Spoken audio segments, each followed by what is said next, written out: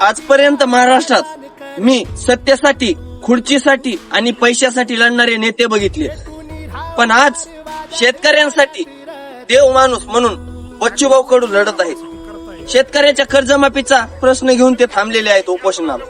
आज 2 दिवसानं नागपूर येथे बच्चूभाऊ कडू यांचं उपोषण सुरू आहे.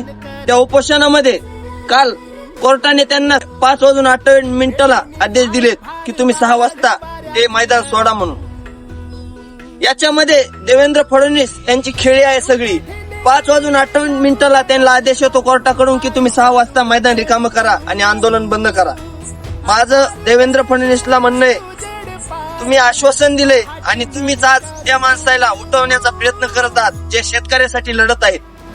आणि तुमचं शिष्टमंडळ 8:30 वाजता आलंय आणि त्या शिष्टमंडळाला आमच्या बच्चूभाऊ कडू यांनी एकच शब्द विचारला, तुम्ही देवेंद्र फडणवीसला इथून फोन लावा आणि त्यांना विचारा तुम्ही कर्जमाफी करणार आहेत का. जय जवान जय किसान. येतील जातील